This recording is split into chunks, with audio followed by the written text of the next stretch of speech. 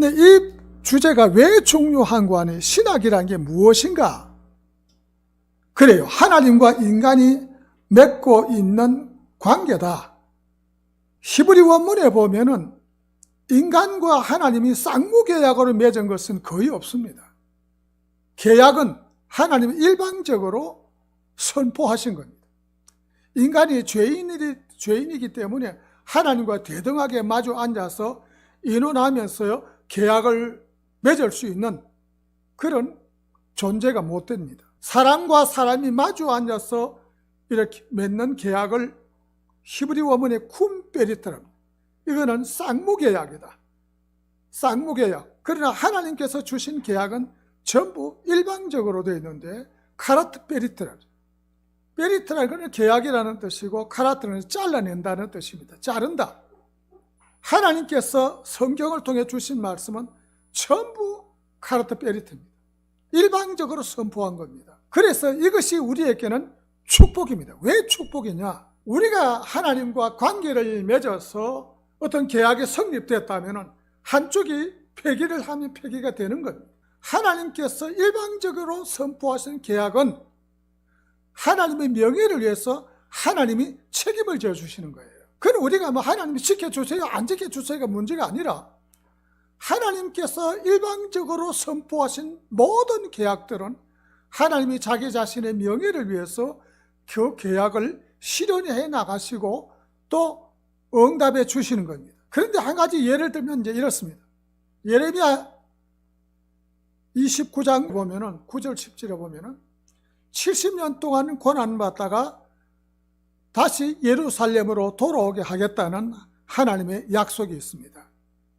근데 70년이 되었는데도 하나님은 응답을 안 했습니다. 그런데 중요한 것은 다니엘이 이것을 깨닫고 다니엘이 예레미야의 약속된 말씀을 깨닫고 하나님 앞에 엎드려 기도하는 거예요. 다니엘이 무엇을 기도했는가 하면은 과거에 하나님 앞에 우리 조상들이 범죄한 모든 것을 전부 내어놓고 하나님 앞에 엎드려서 울부짖고 기도하는 거예요. 이런 잘못이 있으니까 용서해 주시고 하나님이 약속 지켜주세요.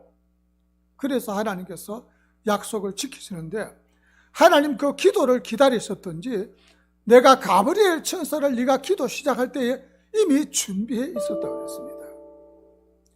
이것을 보면은 하나님께서 일방적으로 선포하신 계약은 우리로 하여금 엄청난 축복인 겁니다. 그래서 우리가 성경 말씀에 있는 여러 가지 약속들은 하나님이 주신 약속이지만 다만 조건이 뭐냐면은 지키지 않는 자는 하나님이 잘라서 정리를 해버린다는 겁니다. 그걸 예를 들면 또 하나 먼저 이것을 확실하게 이해가 돼야 되는데 예를 들면은 소돔 고모라 성, 소돔, 고모라, 서보임, 아드마, 소알 5성읍인데 소알 성읍은 그저 아브라함의 기도로 애걸복걸해서 하나 이제 롯의 가족이 피할 수 있도록 일단 허락을 받았습니다. 근데 소돔과 고모라, 서보임, 아드마 이 4성읍을 유황불로 심판할 때에 그 많은 성읍의 사람들이 하나님을 믿는 그 신앙생활 시원찮게 했지만은 하나님을 믿는 롯의 가족보다도 아무런 가치가 없었던 겁니다. 그렇다면은 하나님이 원하시는 뭐냐? 하나님을 믿는 사람이 이 세상의 주인이고 하나님이 이 세상을 활용할 수 주신 것이지. 하나님과 상관없는 사람은 하나님은 가치를 인정하지 않는 겁니다. 그래서 그 정의 유황불로 심판하는 가운데서도 롯의 가족을 끄집어내서 불륜관계지만은 롯의 딸과 롯 사이에서 2 아들이 태어났습니다. 그것이 모압이라는 국가와 암몬이라는 국가를 형성해서 지금 요르단이라는 국가로 형성되어 있습니다. 신앙생활을 참으로 보잘것없이 그렇게 했지만은 아브라함의 기도로 말미암아 구원받은 롯의 가족을 하나님은 축복하셨다는 겁니다. 이래서 우리가 신학을 대하거나 성경 말씀을 대할 때 하나님이 주시는 약속, 그 축복의 약속, 이것은 일방적으로 하나님 우리에게 주셨기 때문에 우리는 감사할 따름이에요. 그러면 신학이란 뭐냐? 하나님께서 우리에게 일방적으로 주신 그 축복의 약속, 인간은 받을 수 있는 이런 관계가 있는데 이것을 연구하는 것이 신학이다 하는 말씀입니다. 그러면 신학교는 뭐 하는 곳이냐? 사람들이 보통 신학교 뭐 하는 곳이냐 물으면 그저 우물쭈물하고 적시 대답을 못합니다. 그리고 저도 신학을 들어가기 전에는 신학교는 성경을 공부하는 데인 줄 알았어요. 그게 아닙니다. 신학교는 성경을 바르게 해석하는 방법을 배우는 곳입니다. 성경을 공부하는 곳이 아니라 성경을 바르게 해석하는 방법을 배우는 곳입니다. 성경을 바르게 해석하려면 성경도 많이 읽어야 되겠지만 성경을 연구하는 도구들이 있습니다. 그것이 신학적인 여러 가지 성경을 해석하는 백그라운드 학문들이 있습니다.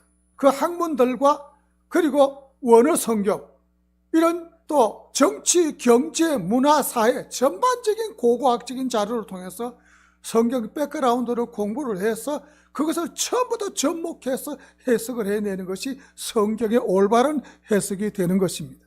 다시 말씀드립니다. 신학교는 성경을 공부하는 것이 아니라 성경을 바르게 해석하는 방법을 배우는 곳이다. 신학 과목에 대해서 이미 잘 알지만은 말씀드리고 지나갈 것은 구약 신학은 구약 성경 전반을 신학적으로 연구하는 과목입니다. 근데 구약 성경도 이제 모세 오경과 그리고 역사서와 시문서와 예언서 이렇게 나누는데 모세 오경은 창세기 하나님 말씀이 브레스트 바라 엘로힘 부에트 하레차 하사마임 이렇게 되어 있는데 이것이 우리가 하나님 말씀이 창세기부터 기록된 것을 우리는 믿는 사람이 받아들이지만은 불신자들이 보면 받아들일 수가 없어요. 다만 창세기 1장 1절에 이미 다 나와 있죠. 브레스트 태초에 바라 창조되었던 누가 엘로힘 어떻게 창조했느냐? 하샴마임 하늘들 하늘 큰 웅장한 것은 하늘들 임함이 히브리 원문에는 복수인데 웅장한 것은 처음 임하는 말로 되어 있습니다. 그리고 보에트 하아레츠 이것은 그 땅입니다. 땅은 단수로 되어 있습니다. 이미 창세기 1장 1절에 엘로힘 하는 단어가 임하는 이 발음이 들어간 자체가 성삼일체 하나님이 포함되어 있는 겁니다. 그래서 엘로힘 하는 그 단어 자체가 복수입니다. 그런데 구약에 특별히 모세 오경은 어떤 그 당시 지구 역사가 우리가 137억 년이잖아요. 과학자들의 말에 137억 년인데 137억 년인데 어리석은 신학자들이 옛날에는 구약을 4004년으로 계산하고 신약을 2000년으로 계산하고 해서 6004년이라 이렇게 가르치는 사람이 있었습니다. 지금은 18세기 이후부터 신대륙을 발견하고 그 다음에 또 천동설이 아니고 지동설로 이제 코페르니쿠스가 또 지동설을 주장하고 하면서부터 이 성경의 권위가 무너지게 된 겁니다. 그 무너지게 된 성경을 어떻게 사람들 이해를 시키고 가르칠 것이냐? 그것은 과학의 힘을 빌리지 아니할 수가 없는 겁니다. 과학은 지구 역사를 137억 년이라고 그러는데 신학은 6004년이라고 말이 됩니까? 말이 안 되는 이야기죠. 그래서 사실은 이 고고학을 쭉 연구해 보면은 고고학이 BC 6000년 혹은 8000년 전까지 고고학을 거슬러서 찾아낼 수가 있는 거예요. 그 8000년 전부터 BC 8000년 전부터 고고학 자료가 있는가 하면은 6000년 전부터 본격적인 자료가 이집트와 바벨로니아의 자료를 찾아보면 다 나와 있습니다. 비문들이 있습니다. 그래서 그러한 배경 학문을 지금은 연구를 해야 됩니다. 옛날에는 그냥 믿습니까 하고 가르쳤지만 지금은 그런 시대가 아닙니다. 제가 이 고고학에 대해서 조금 살펴보면 느낀 것은 무엇인가 아니에요? 일반 사람들이 비문을 해석을 하고 번역을 해 가르치는데 빼먹은 것이 있어요. 웬만한 비문들은 하무라비 버전도 마찬가지입니다. 웬만한 비문들은 상당한 부분이 3분의 1 내지 4분의 1 정도는 창세기 내용이 다 들어있다는 겁니다. 그걸 사람들이 모르고 있고 그것을 불신자들은 말하지 않고 있습니다. 그 내용이 뭐냐면 노아 홍수 사건이고, 그리고 비둘기와 까마귀를 내보낸 사건이 있고, 이파리를 물고 들어온 사건이 있고, 그 전체가 비문에 기록이 되어 있어요. 얼마나 놀라운 사건입니까? 그런 비문의 사건을 증거를 제시를 하면서 가르치면은 누구도 부인할 수 없어요. 아, 성경이 사실이구나. 그 비문이 있구나. 이런 자료들 때문에 우리는 특별히 모세오경을 가르칠 때는 고고학이나 고대 자료들을 많이 찾아보고 충실하게 공부를 하고 가르칠 필요가 있다. 일반적으로 목사님들에게 물어보십시오. 람세스 그러면 람세스 2세입니다. 주로 성경이 말하는 람세스 2세를 말하는데, 람세스만 해도 10명이 있습니다. 10명. 람세스 2세, 5세 이 사람들 대단한 위대한 인물들인데 일반적으로 한 사람인 줄 알아? 아닙니다. 람세스만 해도 10명이나 됩니다. 이렇기 때문에 이집트 왕도 이집트 정통적인 혈통의 왕으로만 생각하는데 그게 아니에요. 에티오피아 지역 사람, 리비아 지역 사람, 이쪽에 다른 지역 사람들 물론이고 아시아 민족인 힉소스 왕조가 포함돼서 아시아 사람들도 가장 큰 왕조를 이루어서 150년 동안 찬란한 문화를 이루었잖아요. 그렇기 때문에 그런 찬란한 아시아 사람이 힉소스 왕조가 이집트를 지배하고 다스렸기 때문에 요셉이 거기서 총리를 할 수 있었던 겁니다. 생판 낯선 사람이 그 사람이 꿈을 해석 잘했으면 총리, 그렇게 보면 안 되죠. 예를 들면은 하나님께서 그 창세기 약속을 했잖아요. 무슨 약속을 했습니까? 너희 자손들이 하늘의 별과 같이 바다 모래알 같이 많게 하겠다. 그러면은 아브라함을 통해서 그 약속을 하셨는데, 무슨 재간으로 사람의 힘으로 무슨 방법으로 애를 많이 낳아서 바다 모래알처럼 많이 넣습니까? 그건 안 되는 이야기거든요. 그 전혀 척박한 팔레스타인 땅에서는 그 불가능한 이야기예요. 자녀가 번창하고 잘 먹고 잘 살게 이 번창하는 것도 토질이 있고 농사가 잘 되고 먹을 것이 있고 잘 돼야 되는 것이지, 그냥 아무것도 없는데 됩니까? 그건 안 되는 거예요. 북한이 왜 자식들이 적습니까? 살기 너무 척박하니까 자녀를 생산하고 놓을 수 있는 그런 환경이 되지 못하기 때문이죠. 마찬가지로 하나님께서 약속은 지키셔야 되고, 그리고 그 약속 지키는 방법이 어떻게 했습니까? 이집트 비문에 보면은 아시아의 히타이트 쪽 왕하고 이집트 왕하고 정상회담을 하는 것이 비문에 있고 벽화에 그려져 있습니다. 그 사람이 정확하게 누구다 말은 못하지만 히타이트 왕조라고 보는 겁니다. 히타이트 왕조는 가나안 7족 가운데 해족속입니다. 이 해족속이 번창했다 금방 사라져 버렸는데, 해족속이 엄청나게 번창해서 아시아를 거의 정복하고 살았잖아요. 그때 그 이전에 이 히타이트 쪽에 번창한 가운데 한 사람이 이집트에 들어가서 정상회담을 하고 이집트 떠나들면서 이집트가 약한 것을 보았거든요. 하나님의 역사를 간섭한 것을 보면은 50년 안에 이집트 왕을 20명을 바꾸잖아요.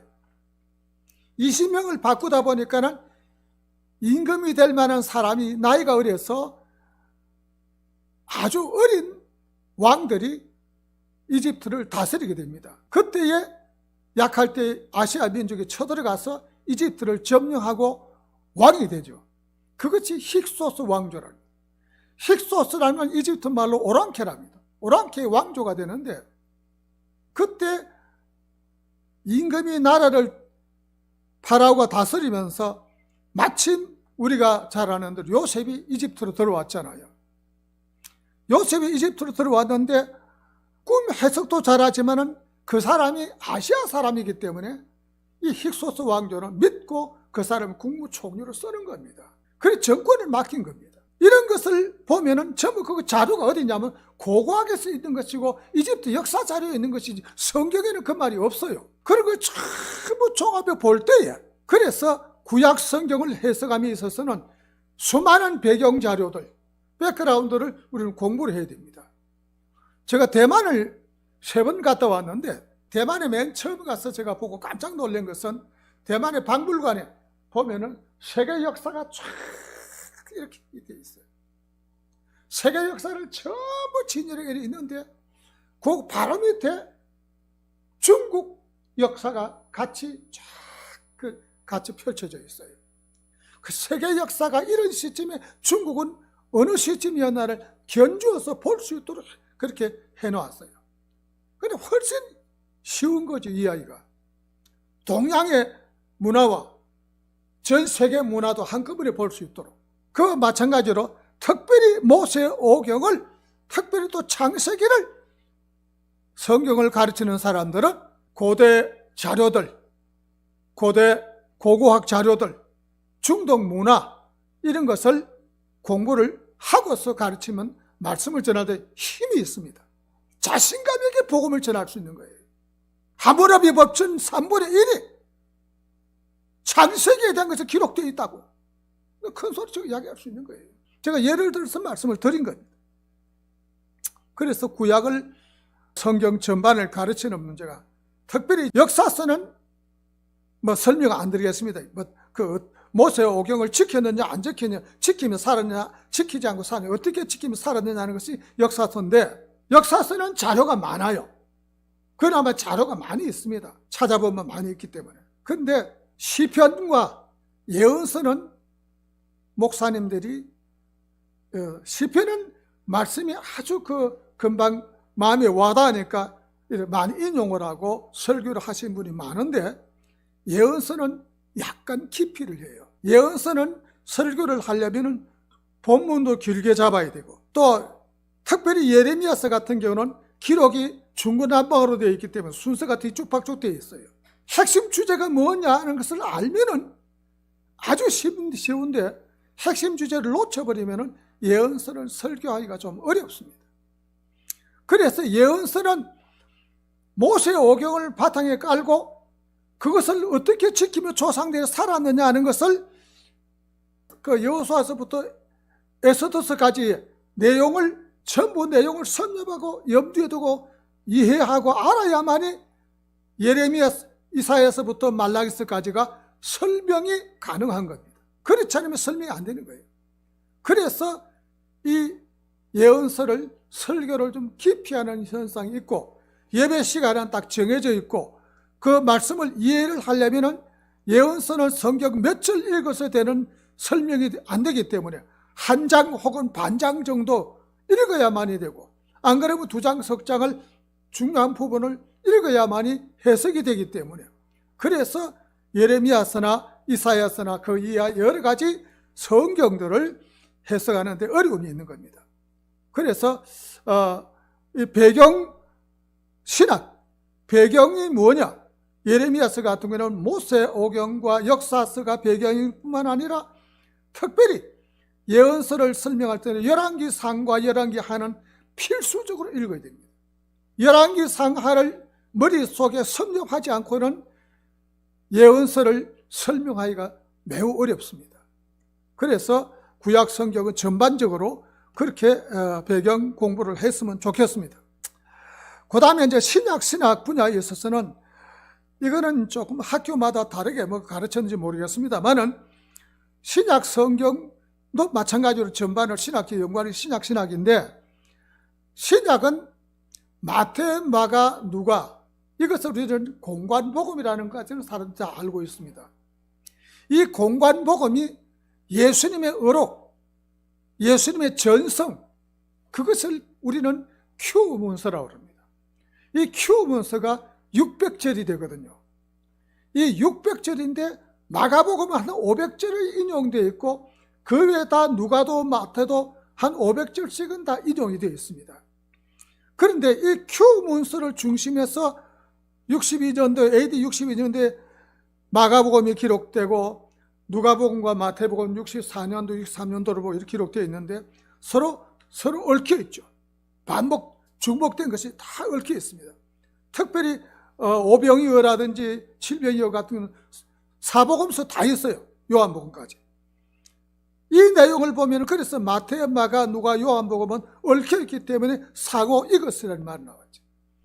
이 상호 이것을 설명드릴 시간 없고 신약 공부하는 것이 아니기 때문에 하여튼 600지리라는 큐문서를 중심해서 마태복음 16장에 678절이고 마태복음은 28장에 1069절이고 누가복음은 24장이지만 1151절이 되어 있습니다. 이것을 이제 합쳐서 공관복음이라고 하는데 이 공관복음에 얽혀진 내용들을 이 상호 이것을 좀 자세히 살펴보고 연구하고서 신약을 전달하는 것이 많이 도움이 될 줄로 믿습니다. 조직신학은 성경을 체계적으로 이해하려고 노력하는 공부이기 때문에 일명 교의신학이라고 하고 이 조직신학에는 서론, 신론, 인간론, 기독론, 구원론, 성령론, 그 다음에 종말론이 있습니다. 이렇게 해서 7분류를 할 수가 있습니다. 보통 이제 분류하기는 신론, 일론, 기독론, 구원론, 성령론 하지만은 여기는 서론이 들어가는 것이 맞고 종말론이 들어가야만이 맞습니다. 역사신학은 설명 안 하겠습니다. 교회산이기 때문에. 실천신학이 요즘은 굉장히 중요한 것으로 이제 떠올라 있는데 실천신학은 요즘 너무 방대해요. 실천신학은 목회를 하는데 필요한 기술적인 방법이거든요. 기술적인 방법을 말하는데 우리가 잘 아는 실천신학에는 설교학, 목회학, 예배학, 상담학, 전도학, 선교학, 기독교 교육, 기독교 윤리, 교회 정치, 교회 행정, 비교 종교론, 성서 문화사, 그거 많은 것이 포함되어 있어요. 이 전체를 포함하면 한 20, 30가지 됩니다. 요즘은 실천신학 과목 종류가. 그래 일반적으로 꼭 필수적으로 공부해야 될 것은 설교학과 목회학과 예배학이 요즘 많이 소홀히 되어 있는데 예배학을 굉장히 알뜰히 가르치게 됩니다. 그래서 이 설교학, 목회학, 예배학, 상담학, 전도학, 기독교 교육, 기독교 윤리, 교회 정치, 교회 행정 여기까지는 빠뜨리면 안 됩니다. 여기까지는 꼭 제대로 배워서 현장에 나가야만이 되는 공부들입니다. 그 다음에 신학의 목적이 뭐냐? 신학 공부하는 목적이 뭐냐? 뭐 결론은 뻔하죠. 성경 말씀을 잘 가르치기 위해서 설교를 잘하기 위해서인데 그거보다 더 궁극적인 목적이 뭐냐면은 성경을 잘 가르쳐 복음을 잘 전해서 영혼을 구원하는 겁니다. 영혼을 구원하는 것. 라우센 부시의 그 소셜 가스프를 따진다면은 넓게 말한다면 인류를 하나님께 돌아오게 한다. 너무 그렇게 우리가 범위를 넓게 잡는 것은 넓은 의미에서 하는 거지만 우리가 조금 좁혀서 말하면 한 사람은 개인적인 영혼을 구원하기 위해서 복음을 전하는 것이다. 이렇게 우리가 해석을 할 수 있습니다. 자, 이제 목회자에게 구약신학이 왜 중요한가? 지금은 그렇게 열심히 안 합니다만 저희들이 목회할 때는 젊은 날에 목회할 때는 구역 예배도 참 알뜰히 드리고 새벽기도 한 번 안 빠지고 새벽기도 빠지면 죽는 줄 알았어요. 집 안 갔다가도 새벽기도 안 빼먹으려고 야간 고속버스를 타고 올라와서 택시 타고 들어와서 새벽기도 인도하고 그 정도로 새벽기도 한번 빠지면 안 되는 줄 알고 막 아주 벌벌벌벌 매면서 목회를 했습니다. 왜 이 말을 먼저 하는고 하니 목회자가 말씀을 전할 기회가 너무 많기 때문에 1년 동안 몇 번 하는 노트를 써보니까 한도 끝도 없어요. 신방까지 따지면 뭐 한도 끝도 엄청나요. 그냥 그 가는 곳마다 이제 말씀을 물론 이제 성령이 인도하시죠. 저 은사 한 분이 신방을 하도 여러 곳에 가니까 준비가 다 안 돼가지고 어느 집에 가면서 하나님 아무개 권사님 집에 가는데 어떤 성경을 읽을까요 하고 기도하며 가니까 도저히 안 떠오르더랍니다. 그래서 아무데나 턱 펼치니까 뭐 꼭꼭 찔러서 뭐 아프다 꼭꼭 찌르고 하는 것을 성경을 읽었답니다. 그러니까 할 말이 없어가지고 꼭꼭 찌르고 꼭꼭 찌르고 꼭꼭 찌르고 그러면 아프지 않습니까? 꼭꼭 찌르면 안 찔려야죠. 이렇게 이야기를 하니까 그 권사님이 눈물을 팍 쏟으면서 울더랍니다. 그게 하나님의 역사라는 거죠. 하나님이 인도하는 거죠. 하나님은 그 집에는 그 말씀이 준비되어 있는 것이 아니라 성령이 인도하는 그 말씀을 읽었는데 그 권사님은 남 모르는 가시가 있어 그렇게 아픔을 겪고 있었기 때문에 그렇게 은혜를 받고 울더랍니다. 그래서 목회는 하나님께서 인도하시고 성령의 감동으로 하기 때문에 그래 목회를 해나갑니다. 그러나 할 수만 있으면 준비를 해가지고 다니는 것이 목회자의 본분이거든요. 그래서 우리가 실천신학에서 여러 분야로 많이 배우기도 하지만 이 구약신학을 제가 강조하는 이유는 구약성경이 신약성경 전부 신약성경은 7,843절밖에 안 되죠. 260절. 구약성경은 929장 23,225절인데 딱 3배가 넘습니다. 신약성경에 보다도 구약성경 분량이 3배가 넘거든요. 이 3배가 넘는데 이 많은 분량을 활용을 안 하면은 설교하기가 얼마나 삭막하고 얼마나 힘들겠어요. 그저 신약성경 몇 절 읽어놓고 그걸 뭐 첫째는 뭐 둘째는 뭐 하고서 설명하려고 하다 보니까 그 애를 쓰는데 주석이나 뒤지고 앉았고 아이고 주석 한계가 있는 거죠. 구약성경은요, 왜 구약신학이 중요한 거니? 역사가 깁니다. 신약성경은 역사가 100년밖에 안 되지만 구약성경은 역사가 모세오경이 기록된부터 따지면은 한 1500년 되잖아요. 그러니까 또 창세기 1장 1부터 덜 먹인다면은 그게 몇천 년인지 몇억 년인지 몰라요. 왜? 성경에는 날짜에 대해서, 시간의 개념에 대해서는 단어를 딱 두 가지밖에 쓰질 않습니다. 전도서에는 yet라는 단어를 쓰는데 이 yet라는 단어는 몇 시가 이렇게 딱 시간을 정해진 것이 아니고 어느 한때 그는 시점을 말하는 것입니다. 그래서 시간을 정확하게 말하는 것은 요음이라는 단어 하나밖에 없어요. 이 요음은 조선시대 때 하면 500년입니다. 박정희 때 하면 18년입니다. 어제 전심 때 하면 1시간입니다. 근데 요음이라는 단어 하나밖에 없어요. 그러니까 6일 창조 그러면은 24시간 6일 창조 그렇게 해석하면 안 되죠. 지구가 공전자단이 지금 제자리를 잡아가지고 정상적인 24시간을 돌아가는 자리 잡은 기간이 몇십억 년이 우리 몰라요. 그 아는 사람 아무도 없어요.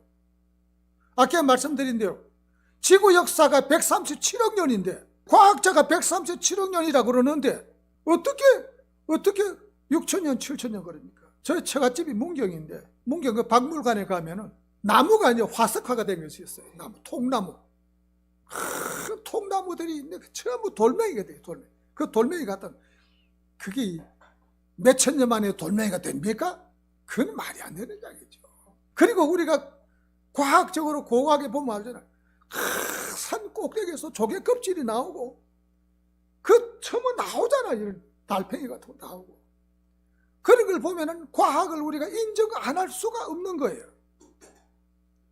그러면 다만 문제는 무엇인가요? 성경이 난제가 있지 않아요. 성경이 문제가 있지 문제가 없어요. 제가 성경의 족보를 한동안 연구를 했습니다. 족보를 막 머리 싸고 연구를 했는데 제가 성경이 전체가 몇 주간에 이것은 신학교 들어가기 전에 그 전에 성경을 한 30분을 제가 읽고 신학을 들어갔는데 그때 읽으면서 그때는 주판입니다. 주판 다 가지고 몇 장 몇 절을 전부 계산한 겁니다. 그 지금 학자들이 신구약 성경 전부 합쳐서 1189장 66권 1189장 31,071절이라고 주장을 합니다. 나는 죽어도 31,068절 주장합니다. 왜? 내가 계산했기 때문에. 내가 계산한 걸 주장하지 다른 사람은 나 믿질 않아. 그 자료가 집에 다 있습니다. 그래서 제가 이제 구약신학에 자료가 있나 뒤져보니까 제가 38살 때 머리가 반짝반짝할 때 구약을 또 강의를 했기 때문에 미팔관 안에서 구약신학을 강의를 했는데 그때 자료가 그대로 다 있더라고요. 깜짝 놀랐어요. 그걸 써머리를 할 수가 없잖아요. 다. 그냥 아예 포기를 하고 내 나름대로 지금 내 마음대로 쪽지하나 써가 나와요. 우리가 이 구약의 자료가 방대하다는 거야. 예를 들면 참 안타까운 것이 시편 103장에 보면은 송축하라 여호와를 송축하라 내 영혼을. 그러니까 따스면 송축하라는 단어가 베라카입니다. 베라카 나페시 야훼 이렇게 되어 있는데 그러니까는 내 영혼아 나페시 내 영혼아 여호와를 야훼 송축하라 이렇게 되어 있는데 이것을 그 나머지 보면 왜 하나님의 하나님을 송축해야 되는가 하는 설명이 23절까지 쫙 기록되어 있어요. 근데 목사님들 그 성경 내용이 좋아서 시편 103장을 설교하는 사람들마다 보면은 아이고 목사야 이렇게 불쌍한 목사가 있냐. 송축하라는 단어가 103장 안에 1, 2절에 3번 나오고 끝부분에 22절, 23절에 4번 나오고 7번 나와요. 그 한 장 안에. 그런데 왜 여호와를 송축해야 되는지 그 내용을 내 영혼을 건지시고부터 시작해서 순서를 7가지 내용을 항목이 있어요. 그 7가지 가운데 항목을 하나님은 우리 체제를 아시고 그게 은혜를 받았는가 봐요. 그것만 가지고 계속 한 시간 설교하는데 저 사람은 정말 성경을 저렇게 보고 두냐냐. 얼마나 안타깝습니까? 왜 송축해야 되는가? 송축하는 게 왜 송축해야 돼? 이유를 쭉 7가지를 나열하고 난 다음에 송축하라 송축해야 되는 거예요. 그리고 예를 들면 시편 1장에 가면은 복 있는 사람은 아시리 하제 일대 있죠. 원문에 보면 아시리라는 단어가 일반적으로 복인 줄 알아요. 아닙니다. 아시리하고 일반적으로 복이라는 브레케카, 브레케두 하는 아브라함에게 주는 복이라는 단어하고 다릅니다. 아브라함에게 준다는 바레케쿠하고 바레케라 하는 단어는 그 복이라는 단어인데 육신적인 복은 이것은 히브리서 6장 14절에 보면 유로곤 유르게소거든. 유로곤 유르게소인데 유로곤 유르게소입니다. 그런데 시편 1장 1절에 복이라는 아시리 하는 건 지식 감탄사거든. 야 복이로다. 누가? 야 복이다. 바로 이 사람이 하고서 아이사제 이렇게 나오는데 그 복은 영적인 복입니다. 그 영적인 복은 마태복음 5장에 보면은 예수님께서 팔복을 말씀하잖아요. 팔복은 전부 마카리오스는 영적인 복을 말합니다. 육신적인 복은 프레도논입니다. 헬라 원문에. 이것을 원문을 모르니까 착각을 하고 혼돈을 해가지고 그냥 똑같은 걸로 전달하는 거예요. 제가 뭐 박사 공부하는 사람들 내가 요즘 가르치면 제대로 제가 가르칩니다. 박사 정신 똑바로 차려야 했어요. 보는 눈이 넓고 깊고 높고 남보다 생각의 차원이 높아야지. 그까지가 하나 걸치고 자랑하고 싶으면 그 박사 하지 말아야 그랬어요. 어디 그거 뭐 한 가지 왜 저는 그런 이야기를 하냐면 저도 미국 가서 꼬박 몇 년 동안 해서 박사학위 받은 사람이 아니잖아요. 국내에서 공부하고 받은 거잖아요. 나는 그걸 좀 부끄럽게 생각하는 사람입니다. 내 친구 하나가 나하고 같이 기숙사 같이 있고 같이 자취하던 사람. 중형교회 부모고리도 나와가지고 팔라고 갈 때 미국 갔는데 박사학위 받으려고 죽을 고생을 하다 석사 받고 도저히 자신이 없대요. 안 되겠더래요.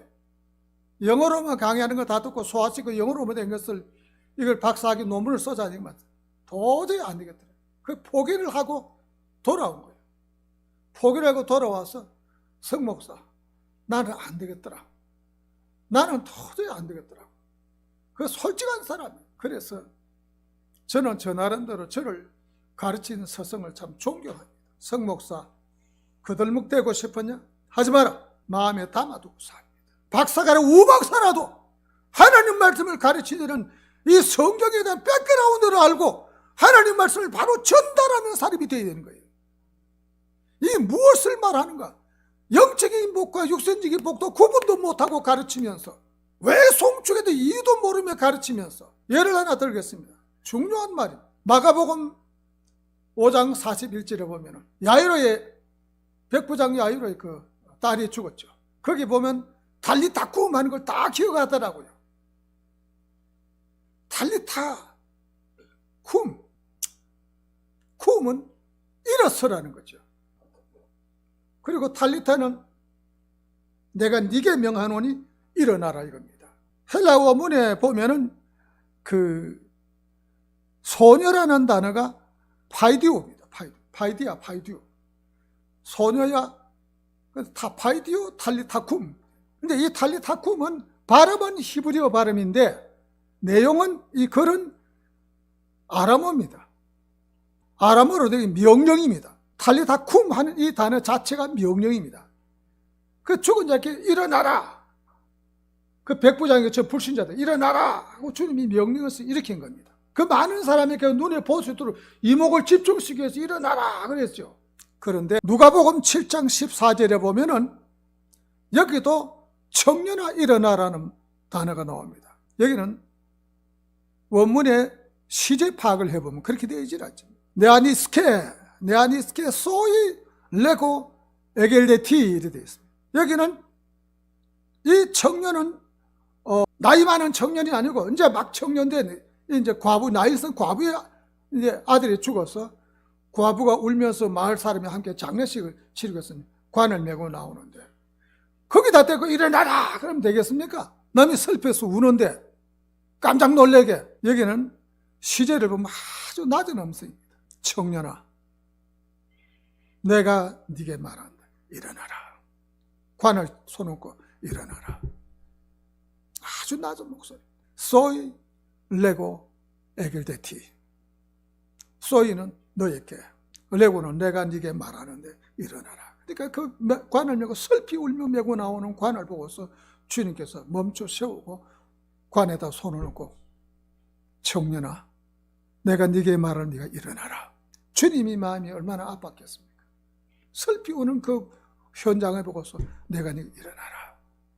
그래 일어나는 거예요. 그래서 이 원문을 가만히 시제를 보면은 우리에게 던져주는 그 의미가 굉장히 큰 겁니다. 그래서 제가 강조하는 것은 앞으로 네가 어느 학교를 나오고 네가 학력이 뭐고 네가 어느 신앙 이게 중요한 게 아닙니다. 독실하게 공부해서 혼자 공부해서 깨쳐야 됩니다. 제가 한 번은 총신대학교 안에서 이제 양재 캠퍼스에서 동계 수련회가 있었어요. 1,700명이 왔는데 중고등부 대학부까지. 저도 이제 한 과목 강의를 맡아서 가는데 저 강의실에 한 1,300명 들어왔더라고요. 거기 가서 이제 그 당시 총회장이 김덕신 목사님인데 김덕신 목사님 설교가 참 재미있어요. 모세가 지팡이 짚고 올라가니까 경상도 말로 모세가 꼬쟁이를 들고 짚고 올라가더래요. 그런데 그 투박한 대구 사투리 쓰면서 설교를 하는데 참 재미있는 것은 헬라어를 다 외워요. 성경 본문을 다 외워요. 그걸 제가 알아보니까 신학교에서 다 못 외우잖아요. 목회하면서 평생을 그걸 잡아먹은 거예요. 아, 그거는 대단해요. 하기도 없어요. 그냥 그거 하나 잡아먹은 거예요. 그 누가 그 사람을 가르쳤습니까? 이와 같이 성경에 대해서 실력을 갖추면 그분이 최고입니다. 목회 현장에서는. 다른 게 다 필요치 않습니다. 그래서 앞으로 신학을 하는 사람들은 성경에 관련된 내용들을 전부 섭렵을 하고 받아들였으면 참 좋겠습니다. 어느 학교에서 강의를 하고 나오는데 교수님 하더니 뭐 앞에 쪼르르 오더니만 교수님 머릿속에 싹 빼서 가져오고 싶대. 그래서 내 속으로 말은 안 하면 아유 이 양반들아 여기 책이 5, 6천 권이 들었는데 그걸 당신 빼가지고 가자. 구약신학을 이제 보면은 구약신학은 왜 중요하냐는 것을 계속 이어서 말씀드리면은 기독론의 뿌리가 구약에 보면 예수님 상이 보여요. 예, 예수님 상이 다 나옵니다. 굳이 뭐 몇 장 몇 절 제가 설명 안 드려도 다 나옵니다. 구약에 예수님이 태어나는 것부터 성장 과정, 가문, 그리고 어떻게 낙이 타고 어떻게 죽으시고 뭐 어떻게 되는 과정이 구약성에 다 있어요. 전부 다 있습니다. 안 읽어서 그렇죠. 그 신약 성경의 배경이 되기 때문에 그리고 하나님의 뜻에 대해서도 아주 구체적으로 이렇게 그 설명을 하고 있어요. 예를 들면 이제 그 구약신의 호세아스 같은 경우는 어리버를 한 학자들은 종교 소설이라고 그러죠. 요나스도 종교 소설이라고 그러는데 지금도 그런 학자들이 많이 있습니다. 장녀와 이제 결혼해가지고 이제 고멜이 이제 바람을 또 나가잖아요. 데리고 왔어요. 돈 주고 찾아왔어, 비징을. 그래놓고 이제 호세아가 하는 말이 뭐라고 그럽니까? 고멜을 앉혀놓고 많은 날 동안 나와 함께 있자. 너는 나만 사랑해라. 나도 너만 사랑하겠다. 이게 하나님 말씀이에요. 고멜처럼 그렇게 너희들이 다가가 바람 피우고 막 때가 묻고 와도 하나님은 틈만 나면 다시 그 집에 땡겨서 무릎을 꿇게 만들고 얻어 터지면 주여 하고 앞으로 오고, 그래 앉혀놓고 하나님께서 하는 말씀이 너는 나만 쳐다보고 나만 사랑해라, 나도 나만 사랑. 그래서 이런 사랑에 대해서는 하나님께서 여성 명사를 씁니다. 질투라는 단어를 써요. 하나님은 다른 거를 전부 남성 명사, 이 사랑에 대한 것만큼 질투라는 단어를 써요. 여성 명사입니다. 그 호세아를 통해서 하나님의 심정을 우리에게 말을 해준 겁니다. 호세아 6장 4절을 보세요. 너는 나만 사랑해라, 나만 사랑해, 나도 너만 사랑하겠다. 그 호세아를 통해서 하나님의 심정을 보여주는 겁니다. 그게 핵심이에요. 그거를 핵심을 두고서 호세아를 읽으면 연결이 다 되게 되어 있습니다. 제가 자주 인용합니다만 예레미야서를 중구난방, 예레미야서는 역사 순수대로 기록이 안 되어 있습니다. 그 사람 착각을 해가지고 지금 설교하기도 힘들죠. 얼마 전에 제가 엄목교에서 예레미야서 설교를 했습니다만 본문을 두세 군데 읽었어요. 왜? 예레미야서는 한두 군데 읽으면 안 되는 부분이 많이 있어요. 29장부터 33장까지 내용을 섭렵을 해서 열왕기사까지 섭렵을 해서 말씀을 전했어요. 예언서는 그렇게 쉽게 설교 본문을 잡아 전해질 그런 문제는 아니거든요. 거기 보면은 예레미야가 가슴이 맺어도록 아파서 눈어덕에다 헐도록 울면서 방방 뛰면서 예레미야가 부르짖거든요. 예루살렘 거리에 등불을 들고 다니면서 의인을 찾느라고, 디오게네스가 아덴 거리를 등불 들고 다니면서 아덴 거리에 의인을 찾는 것처럼 말이에요. 그런데 예레미야는 그렇게 울며 팡팡 뛰면서도 그 글귀 내용을 보면 싸다. 왜? 하나님께 너무 죄를 많이 져서 매를 맞아도 싸다. 그러면서 나는 가슴 아파서 우는 겁니다. 애가 말을 안 들으면 아버지가 해초두고 치면은 엄마가 막 요놈의 자식아 네가 잘하지, 매를 맞아 싸지만은 그냥 매 때리는 거 보고 못 견뎌서 엄마가 막 방방 뛰는 것처럼 그 심정이 예레미야거든요. 그거를 염두에 두고 예레미야서를 읽으면 해석이 안 될 부분이 없어요. 하다못해서 예레미야서 쪽 32장 읽어보면 무슨 말이 나오는 거 아니? 너는 포로된 곳에 가서 애들을 많이 낳아라. 인구 줄여서는 안 된다. 그것까지 말씀했어요. 예루살렘에 다시 돌아 인구가 줄면한 인구를 애를 많이 낳아서 적응하고 살으라고 그랬어요. 그래서 우리는 이 구약 이렇게 방대하고 내용이 많고 풍부한 내용들을 묻어두지 말자. 모세오경과 역사서는 설교를 많이 합니다. 근데 예언서를 설교를 잘 안 해요. 아주 실감나게 기록되어 있는데도 이 방대한 자료를 활용하기 위해서 구약 성경은 알뜰히 공부해야 됩니다. 그럼 구약 성경을 어떻게 해석해 나갈 것인가? 그것도 해석하는 방법이 있지 않겠습니까? 해석하는 원리가 있지 않겠어요? 아까 말씀드린 신학교는 뭐 하는 곳이냐? 성경을 바르게 해석하는 방법을 공부하는 곳이다.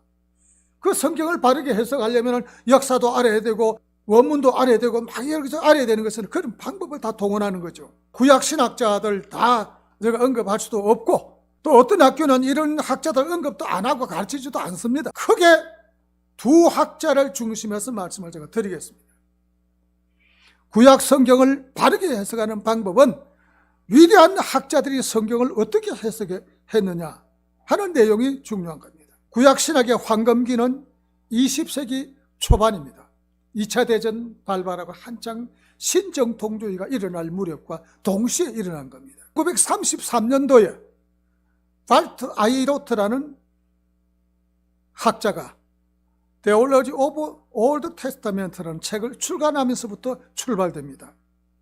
같은 해에 게르하트 폰나드라는 사람이 Old Testament Theology라는 책을 냈습니다. 똑같은 말이죠. 이 두 학자가 책을 출간하면서부터 구약신학의 연구에 불이 붙기 시작한 겁니다. 논쟁이 시작되어 있어요. 여기에 이제 아이로트에 대한 설명을 제가 드리면은 이것이 오늘 제가 가르치는 강의의 핵심이 되겠습니다. 그 전선 보면 이런 케이블 있잖아요. 큰 케이블 있고 또 전기선에도 보면은 여기 보면 빨간 선, 파란 선, 검은색, 하얀색이 그치 선이 다 연결되어 있잖아요. 있는 것처럼 아이로트는 개약신학자인데, 개약신학자 뭐냐면 창세기부터 요한계시록까지 선이 하나라는 겁니다. 그 예를 들면은 창세기에는 보면 결혼이잖아. 아담과 이브가 결혼하고. 요한계시록에는 새 예루살렘 성에서 예수님과 새로운 결혼을 하잖아. 이렇게 맥이 연결되어 있다는 것입니다. 그래서 이 중간에 보면 전부 결혼 이야기로서 엮어진 것이 혼인 이야기로 엮어진 구약 성경에 보면 끊임없이 연결되어 있습니다. 그리고 하나님의 약속에 대한 무슨 약속, 여러 종류 색깔의 약속이 있어요. 색색 아주 종류 여러 가지 약속들이 전부 연결되어 있기 때문에 그 약속을 더듬으면 하나도 빠짐없이 다 연결되어 있습니다. 그런데 좀 우스개 이야기 같지만은 우리 하나님이 참 우리 믿는 사람들을 얼마나 사랑하는 말이에요. 아무리 생각해도 저는 좀 이해가 될 듯 말이에요. 죄는 모세가 지었는데 그 모세가 범죄할 당시는 민수기를 읽어보면은 떡을 달라 고기를 달라 당시 시점이라서 모세가 참으로 기도 많이 할 때입니다.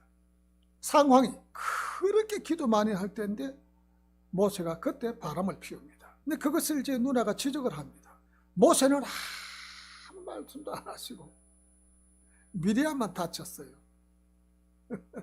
난 이걸 보면서 어떤 때 신이 나요. 우리 하나님 멋지시다. 진짜. 우리 성직자들을 보존하시니까 보존해. 그런 일들이 성경에 많이 있어요. 제가 하나만 언급했지 많이 있습니다. 그래서 우리가 왜 이야기를 중간에 엉뚱이야기를 언급했는가 하니 하나님 말씀 전한다고 부름받은 우리가 하나님의 얼마나 큰 사랑을 받고 있는지 하나님이 나를 얼마나 사랑하는지를 마음에 느끼지 못하면 복음을 전하는 데 힘이 없습니다. 하나님 나를 사랑한다는 게 있기 때문에 힘이 그걸 믿고 큰 소리 치는 거예요. 저 간증 같지만은 제가 우리 집사람 보고도 그럽니다. 요즘 내가 영적으로 절정에 와 있기 때문에 당신 내 건드리지 마. 저는 경고합니다. 날 건드리지 마라. 저 상황이 영적으로 절정에 달해서 살 수밖에 없는 상황에 지금 와 있기 때문에 그래서 하나님 앞에 기도하며 요즘도 이 나이가 75인데도 헬라어 히브리어를 손에 놓지 않고 공부하면서 느끼는 것이 마음에 탁 와닿고 느끼는 게 무엇인가 하니 보따리요 나를 볼끔 싸가지고 하나님이 들고 다닌다. 제가 그걸 늘 느낍니다. 하나님의 손에 움켜쥐고 다니는 거구나. 다 정인들이 계시지만은 지난주에 엄마께서 사입을 때도 투석하는 사람, 제가 병원에 투석하고 삽니다. 이틀에 한 번씩 병원에 가 4시간씩 투석을 하는데 그 병원에 누워있는 시간과 맞춰서 생활이 패턴이 그렇게 돼 있어서 오전에는 목소리가 잘 안 나옵니다. 그래서 목소리를 내려고 막 준비를 하고 연습을 해가지고 이래가지고 이제 목소리를 냅니다. 그런데 막상 딱 강대산에 서서 말씀을 서론을 시작하거나 말을 시작하면은 하나님께서 꽉 잡아주세요. 제가 그걸 실감나게 느끼거든요. 하나님이 꽉 붙들기 때문에 눈물을 펑펑 쏟으며 복음을 전하는 거예요. 그 하나님이 나를 불러서 사용한다는 이 자체만으로도 우리는 목숨 걸고 하나님을 사랑하고 복음을 전해야 되는 거예요. 이 사랑을 어떻게 다 전달을 합니까? 저는 솔직한 말로 우리 엄목교회 뭐 두세 달 만에 한번 설교합니다만 기회가 오기를 늘 기다립니다. 내한테 때만 와라. 저는 원고가 없습니다. 마이크 잡으면 처음부터 끝까지 그대로 합니다. 왜? 하나님께서 붙들어 주셨어요. 하나님께서 말씀하시는 거예요. 젊은 날은 알뜰히 원고 썼어요. 그렇습니다. 저렇습니다까지 다 썼어요. 평생을 성경 읽고 평생을 공부하는데 무언 그것이 필요하냐? 할 말이 꽉 찼는데 앞으로 신학 공부하는 여러분들 정말로 열심히 공부해서 자신 있게 복음을 전해야 됩니다. 저는 가끔 설교 부탁받으면 그럽니다. 과거에 쓰던 원고를 지금도 다시 끄집어내는 법은 없습니다. 저는 과거에 썼던 원고를 2번 다시 쓰는 사람이 아닙니다. 이 나이에 이 시대에 지금 시점에서 내게 맞는 것을 가지고 왔어요. 그것이 축적이 되면은 누구든지 그렇게 할 수 있는 것입니다. 구약 성경이 방대한 것은 구약 성경은 특별한 준비가 배경 신앙만 알면요. 구약 성경 그 본문을 한 10번이고 20번 읽고 나서면은 야기식으로 얼마든지 할 수 있는 이 방대한 자료를 두고 왜 설교 준비 때문에 쩔쩔매고 사냐 이겁니다. 그래서는 안 되는 겁니다. 그래서 저는 그렇게 그렇게 설교를 합니다.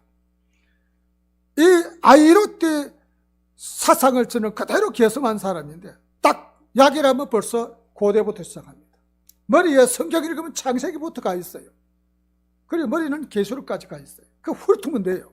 얼마나 훑느냐 그게 문제죠. 그래서 저는 이 아이로트 신학이 우리 정말 목회자들이 이 구약 신학, 다시 말하면 통으로, 성경을 통으로 봐야 돼요. 통으로. 요즘 광화문에 나가면 집회하는 정광훈 목사님이 막 좀 떠잖아요.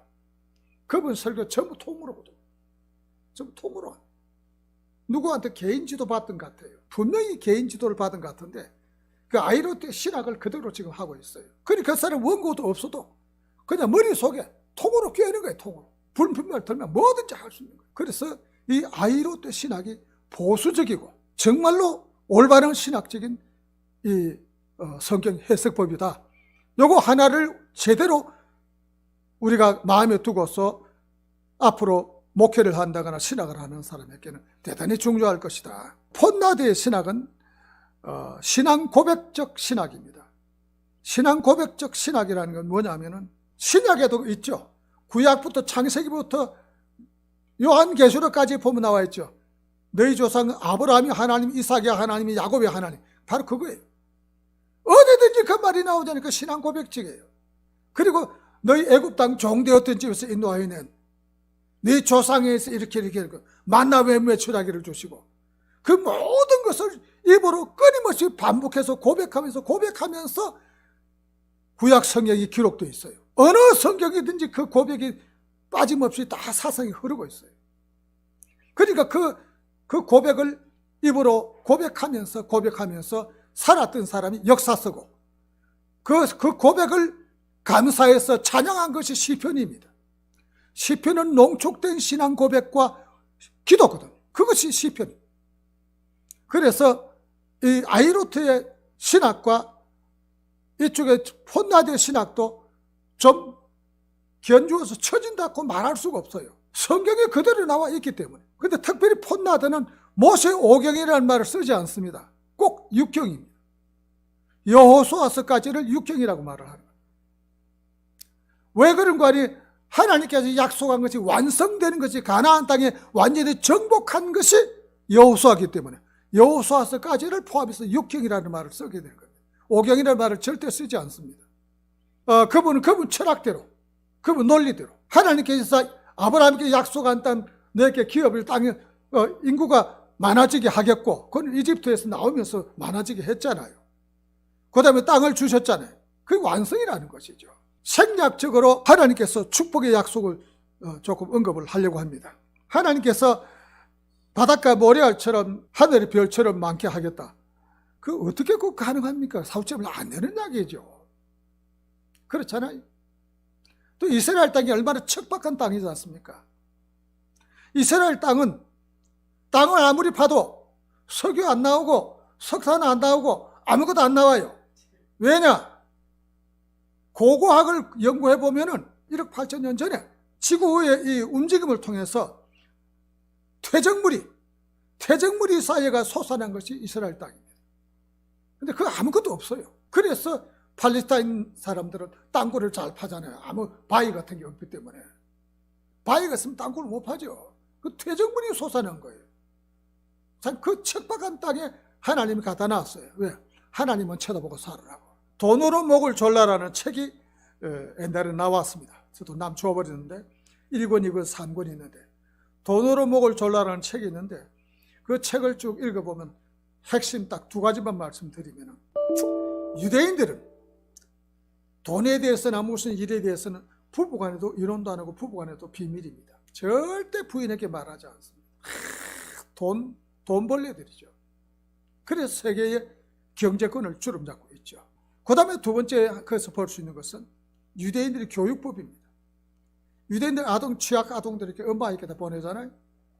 그 유대인들은 어머니들이 아기를 넣으면 아기를 젖을 탁 물리면은 그때부터 너희 조상 아브라함은 그렇게 가르치는 거예요. 끊임없이 성경 이야기를 반복해서 가르치는 겁니다. 그리고 좀 크면은 아이들을 안고 있다가 다치지 아니할 만한 높이에서 애를 떨어뜨립니다. 일부러 중간중간에.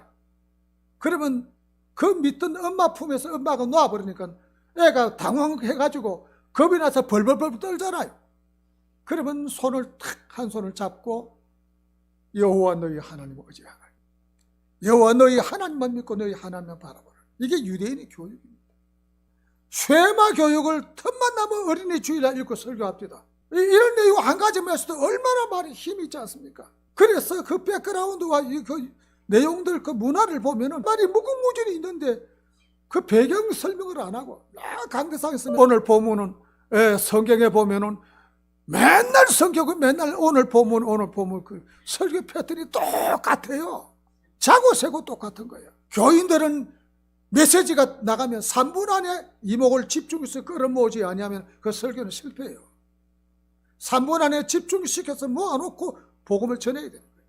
그래서 성경에 한번 눈 감고 조는데 그 졸지 않게 때로는 찬송 부르고 때로는 시를 읽기도 하고 때로는 이야기도 하고 때로는 세상 돌아간 이야기 이렇게 참 한 번도 반복되지 않게 이렇게 패턴을 바꾸어서 이렇게 설교도 하고 전하는 그 습관을 들이려면 그 수많은 자료를 어디서 가져옵니까?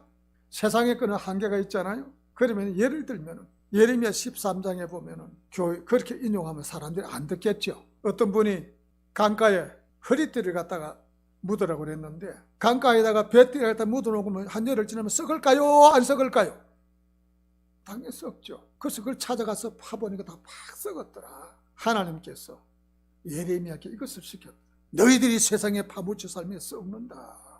허리띠는 허리에 있어야 된다. 아주 간단한 예화들이 성경에 무궁무진하게 있잖아요. 구약 성경에 그럴 필요도 없어요. 이사야서에 그 말도 필요 없어요. 그냥 이야기하면 되는 겁니다.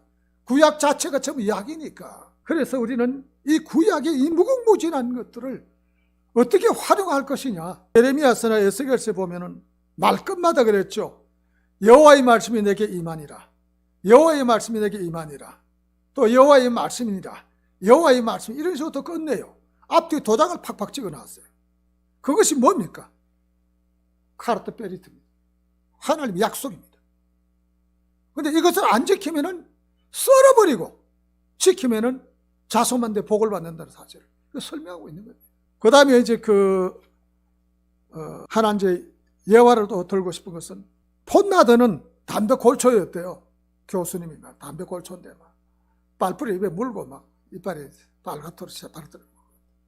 그런데 늘 강의할 때는 교탁에 걸터고 앉아가지고 견투고 앉아 강의를 하는데 얼마나 열강을 하는지 그 열강을 하니까 교실은 학생들이 확 모여들었대요. 그리고 저 코너에는 항상 사모님이 저 코너에 앉아있고 코너에 사인 보내면 강의를 끝내고 안 끝내고 다 지시를 받고 그래요. 그리고 그 이제 또 이 폰나드 교수님은 눈이 또 사팔뜨기라서 이렇게 눈이 사팔뜨기에다가 그렇게 담배를 많이 피우고 그렇게 했답니다.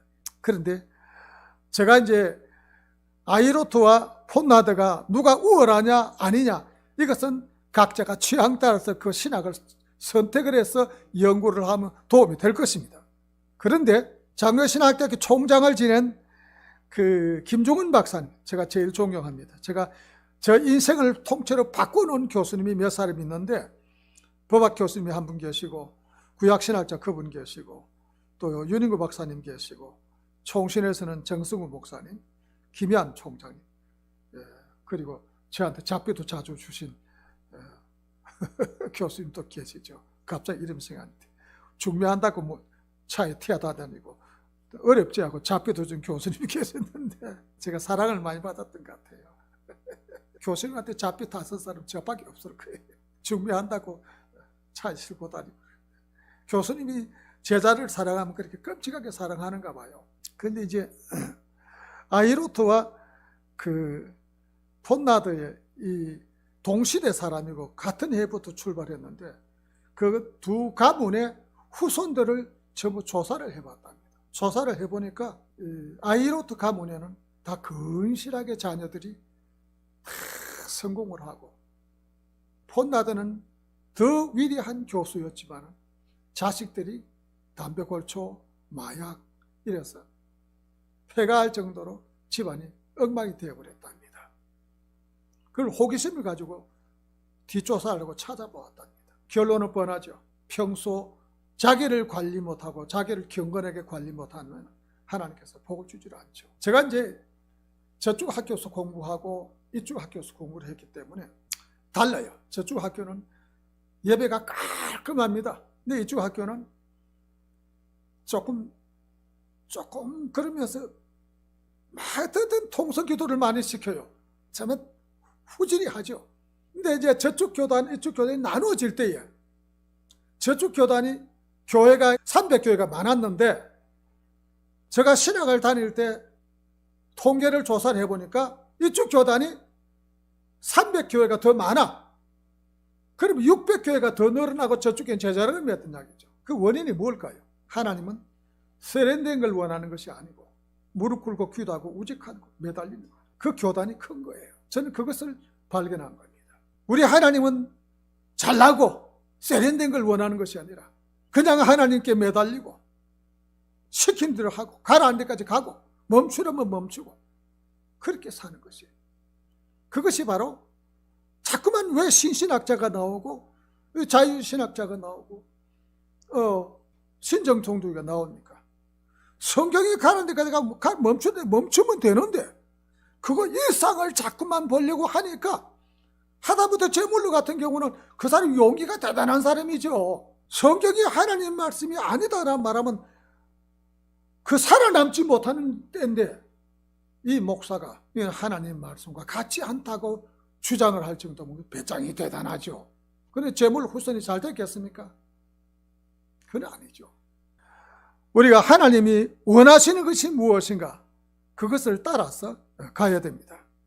그 외에 이제 이 신학자들 보면 제가 설명을 다 드리지 않으려고 합니다. 브리지만, 페스트만, 케제만, 볼프 이런 사람들이 구약신학자들이 위대한 분들이 계신데 오토밥에 대해서만 한마디 더 하려고 합니다.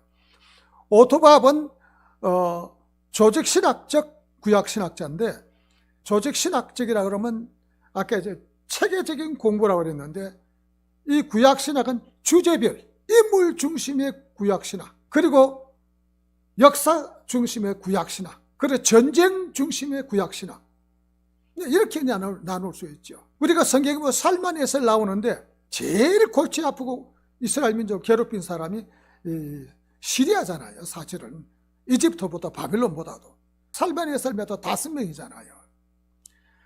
이 살만에서 그 이전에 그 왕 가운데 나시팔이라는 사람, 아수르파니팔과 무르독 발라단 그 많은 왕들인데 나시팔이라는 왕은 이스라엘 민족을 이제 전쟁에서 잡아가면은 가죽을 다 벗겼잖아요. 가죽을 다 벗겨서 그것을 자기 집에 벼룩방에다가 이렇게 도배질 해가지고 사람 가죽을 도배질 해가지고 그리고 사람 머리를 통은 참 모아서 무더기를 쌓아놓고 그게 임금의 권위를 삼았던 거죠. 그렇게 해서 이스라엘 민족이 처참하게 당하기도 하고 괴롭힘을 당하며 살았던 겁니다. 그런데도 정신을 못 차리는 거예요. 북쪽이 150년 전에 망했잖아요. 그런 걸 보고도 남쪽이 정신을 못 차려가지고 정신을 못 차리가 히스기야 그 임금은 두 눈알이 뽑히고 그것도 눈으로 보는데 애들 다 죽이고 자기 두 눈알 뽑히고 쇠고랑 차고 바벨론까지 끌려가서 죽었다. 세상에 죽어도 그리 비참하게 죽는 게 어디 있어요. 그거 보면 하나님께서 심판할 때는 무지막지하게 심판하는 거예요. 불로 심판할 정도가 아니라 아주 처절하게 심판하는 거예요. 그래서 우리는 하나님을 참으로 두려워해야 돼요. 하나님을 두려워해야 돼요. 시드기야 임금이죠. 두 날을 뽑혀. 자, 우리는 이 오토밥의 주제별 구약신학도 상당히 재미가 있다고 생각을 해요. 상당히 재미있습니다. 인물 쭉 중심에서 이렇게 하면. 그리고 또 하나님의 섭리, 교단 이야기를 좀 해서 죄송합니다만은 얼마 전에 제가 천주교 미사를 들으러 갔다 왔고 또 이제 감리교도 갔다 왔는데 천주교 미사도 오랜만에 갔어요. 가끔 갔는데 몇십 년만. 왜 목사님이 천주교 가느냐? 가야죠. 알아야 가르칠 거 아닙니까? 천주교 이틀 동안 달아서 갔어요. 토요일도 가고 주일도 가고. 눈이 막 머리가 터지도록 눈을 부릅뜨고 자기들이 눈도 안 감든지 말든 나는 다 살펴야 되니까 그걸 다 보고 왔습니다. 근데 지금까지 가르쳤던 천주교 내가 좀 수정을 지금 하는 겁니다. 천주교 어떻다가 지금 수정을. 대학 시절은 천주교 많이 다녔어요. 네, 많이 다녔습니다. 하여튼 감리교가 촥 들어갔는데 다른 사람은 모르지만 난 신학자니까 딱 들어가면 이 감리교 냄새 나는구나. 뭘 보니 옆에 보니까 하나님의 섭리를 여호와의 섭리를 이루어 드리는 공동체 웃기고 있네. 섭리는 하나님이 쓰고 하나님이 이끌어가는 것이지 이루어가는 공동체는 그 라오신 부시나 로빈슨 같은 사람들 사신신학자들이 하는 얘기들이요. 그리고 흑인신학자들이 우리가 공동체를 이루어서 하나님 나라에 간다. 그 사람들 이야기지. 근데 목사님도 설교는 장로교식으로 하더라고. 그 목사님은 감리교 목사지만 됐다 싶더라고요. 근데 딱 들어가면 냄새가 딱 나잖아요. 딱 문구를 보면은. 우리가 이 말 한마디 한마디 대단히 중요한데, 하여튼 좀 이따가 나올 거니 그때 설명드리기로 하고요. 모세 오경은 고고학과 지질과 지리와 이집트와 건동 중동 문화 이것을 필수적으로 공부를 해야만이 모세오경을 풀어나갈 수가 있습니다. 그 다음에 역사서는 이스라엘 문화사, 특별히 중동 문화사를 알아야만 됩니다. 왜? 요즘은 고고학이 많이 발전되어 있기 때문에 동방박사가 우리가 인도 사람이었는데 아니, 동방박사 무덤이 이란에 있잖아요. 지금 다 밝혀졌잖아요. 그렇기 때문에 이런 내용이라든지 다니엘 무덤이 이란에 있잖아요. 또 다 이런 게 다 밝혀졌기 때문에 이런 역사를 전부 알아야 됩니다. 그리고 고르바초프가 고레스의 이름을 따는데 자기 부모가 독실한 사람이니까 고르바초프는 사람은 한국 사람 때문에 성공한 사람이잖아요. 그것도 다음에 시간 난 말씀드리겠습니다만 이 크루스크레세스라는 임금이 이름을 따서 고르바초프라고 했는데 이 크루스크레세스라는 임금은 고레스라는 임금은 바로 여기 계신 에스더의 아들이잖아요. 에스더의 아들이죠. 성문서는 저 문학적인 소질이 없더라도 당시 문화와 시문학에 대해서 조금 시도 많이 읽고 좀 운율도 알고 좀 알았으면 좋겠어요. 저는 이 나이가 돼도 아직도 푸시킨의 시를 배우고 톨스토이를 배우고 사는데 얼마나 재밌습니까? 도스토옙스키든지 재밌잖아요.